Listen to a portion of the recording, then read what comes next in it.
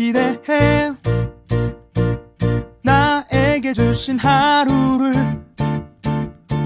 때론 피곤하고 일어나기 싫고 널 깨우는 알람 소리에 짜증도 나겠지만 안녕하세요. 오늘도 푸른 말씀 김호영 강도사입니다. 주무시지 않고 나를 지키셨네. 오늘을 나에게 주셨네. 새 말씀 안에 주가 주신 사랑과 은혜와 능력. 오늘 우리가 나눌 말씀은 사사기 10장 6절에서 15절까지 말씀입니다. 이스라엘 자손이 다시 여호와의 목전에 악을 행하여 바알들과 아스다롯과 아람의 신들과 시돈의 신들과 모압의 신들과 암몬 자손의 신들과 블레셋 사람들의 신들을 섬기고 여호와를 버리고 그를 섬기지 아니하므로 여호와께서 이스라엘에게 진노하사 블레셋 사람들의 손과 암몬 자손의 손에 그들을 파심해 그 해에 그들이 요단강 저쪽 길르앗에 있는 아모리 족속의 땅에 있는 모든 이스라엘 자손을 쳤으며 18해 동안 억압하였더라. 암몬 자손이 또 요단을 건너서 유다와 베냐민과 에브라임 족속과 싸움으로 이스라엘의 공고가 심하였더라.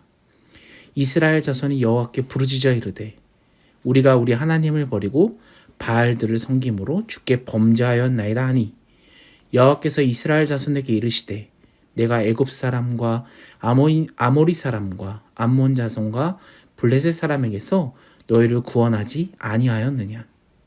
또 시돈 사람과 아멜렉 사람과 마온 사람이 너희를 압제할 때 너희가 내게 부르짖음으로 내가 너희를 그들의 손에서 구원하였거늘 너희가 나를 버리고 다른 신들을 섬기니 그러므로 내가 다시는 너희를 구원하지 아니하리라. 가서 너희가 택한 신들에게 부르짖어 너희의 환난 때에 그들이 너희를 구원하게 하라 하신지라. 이스라엘 자손이 여호와께 여쭈되 우리가 범죄하였사오니 주께서 보시기에 좋은 대로 우리에게 행하시려느니와 오직 주께 구하옵나니 오늘 우리를 건져내옵소서 하고. 아멘. 좋은 아침입니다. 사사기 10장으로 왔습니다. 계속해서 반복해서 하나님을 배신하는 이스라엘의 모습이 오늘도 반복해서 또 나오고 있습니다. 우리가 이 세상을 살아가다 보면 주변에 꼭 이런 분들이 있죠. 필요할 때만 연락하고 필요할 때만 찾고 뭔가 얻어야 될 것이 있을 때만 찾는 사람들이 주변에 꼭 있습니다. 굉장히 이기적인 사람들이죠. 그런 사람들 너무 싫습니다. 여러분들은 어떠십니까? 저도 제 주변에 그런 친구가 있는데 그 친구 연락 올 때마다 너무 받기 싫은데 받아요. 그리고 그 친구의 속이 뻔히 보이죠. 야, 또 이럴 때만 연락하네 하면은 막 멋쩍은 웃음만 합니다. 또 여러분 신앙생활을 할 때도 이와 마찬가지로 내가 뭔가 필요할 때만 신을 찾는 사람들이 있습니다. 내가 뭔가 이익이 될 때 아니면 내가 뭔가 급할 때 내가 뭔가 이루어져야 할 때 그럴 때만 하나님을 찾는 사람들이 있죠. 여러분 그런 사람들을 봤을 때 하나님은 얼마나 그 사람들이 싫을까요? 야, 또 이럴 때만 나를 찾는구나. 너무 싫지 않을까요? 이스라엘 자손이 다시 하나님을 배반하고 있습니다. 또 그리고 나서 다시 하나님을 찾습니다. 6절 한번 다시 읽어볼까요? 이스라엘 자손이 다시 여호와의 목전에 악을 행하여 바알들과 아스타롯과 아람의 신들과 시돈의 신들과 모압의 신들과 암몬 자손의 신들과 블레셋 사람들의 신을 섬기고 여호와를 버리고 그를 섬기지 아니하므로. 아멘. 여러분 사사시대가 시작된 이후에 지금까지 총 7명의 사사가 지나갔습니다.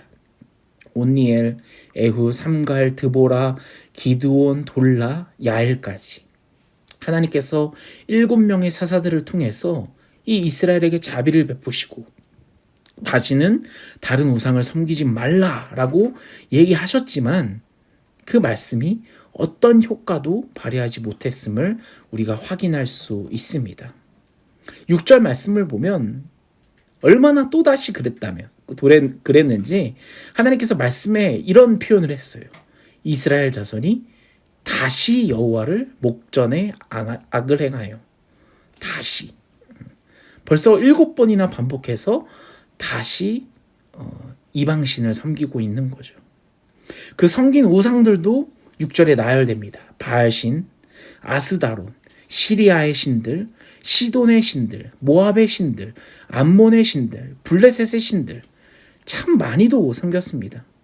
세상의 모든 우상들을 다 섬긴 백성이 바로 이스라엘이지 않을까 싶을 정도로 굉장히 많은 우상들을 섬겼고, 또 이스라엘의 가나안화가 최고조에 달한 지금 모습이 이 사사시대 때 나오고 있는 것이죠.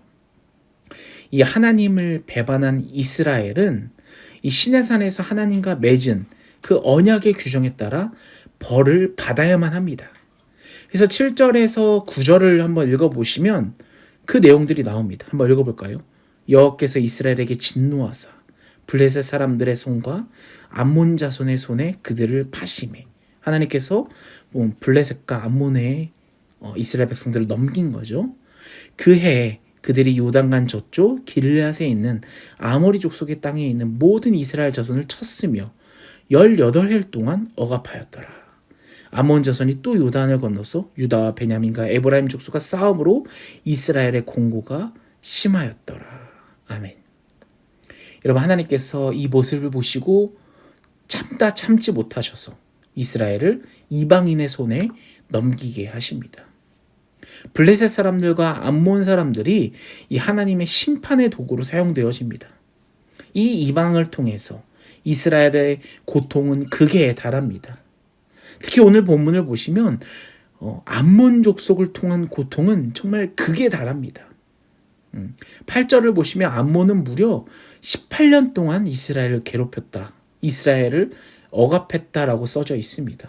얼마나 하나님의 그 화가 컸다면 이렇게까지 이스라엘을 정신 차리도록 괴롭힐까요?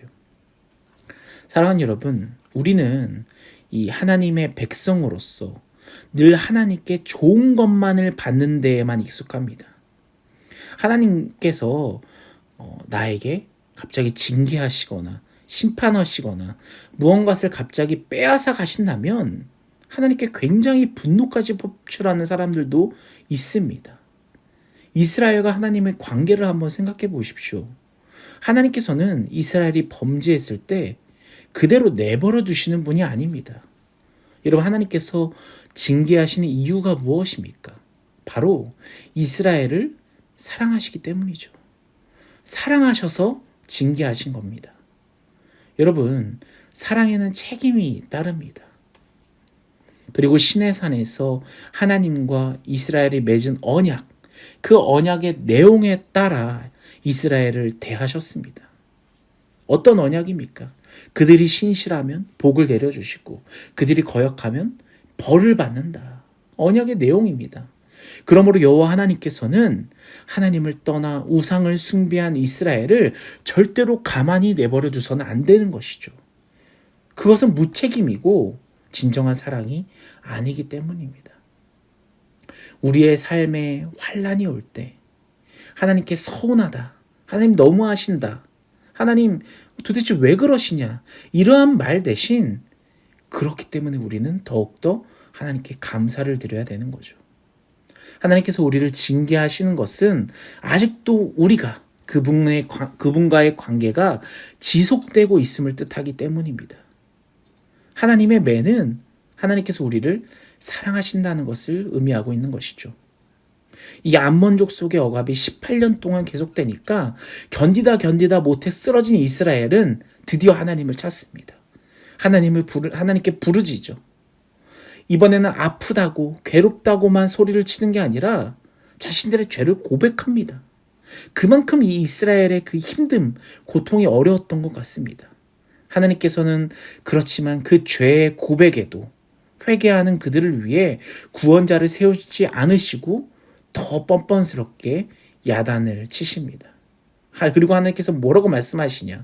이스라엘을 구원하지 않겠다라고 말씀을 하십니다. 14절 한번 보시죠. 가서 너희가 택한 신들에게 부르짖어 너희의 환난 때 그들이 너희를 구원하게 하라 하신지라. 아멘. 하나님께서 굉장하게 냉소적으로 반응하시죠. 너희가 찾던 그 이방 신들에게 부르짖어서 너희를 구원하게 해라. 왜 갑자기 날 찾느냐? 왜 나에게 이러느냐? 여러분, 이스라엘이 공경에 처할 때마다 여호와 하나님께 부르짖는 유일한 이유는 무엇입니까? 바로 그 상황, 적들의 손에서 벗어나기 위함이지 절대 하나님을 경배하고자 함이 아님을 하나님은 알고 계신 거죠. 이스라엘에게 있어서 하나님은 그저 예배해야 할 하나님이 아니라 필요할 때만 이용하는 수단이었던 것입니다. 사랑하는 여러분, 우리가 신을 섬길 때 가장 근본적인 목적 중에 하나가 무엇입니까? 환난에 처했을 때, 어려움에 처했을 때, 힘듦이 왔을 때 하나님께 도움을 받고 싶어서입니다. 하지만 지금까지 이스라엘의 이 역사의 기록을 보면 하나님을 떠나 우상 숭배하다가도 공경에 처하면 그때서야 하나님을 찾습니다. 필요할 때. 내가 지금 너무 힘드니까 이제서야 하나님을 찾는 거죠.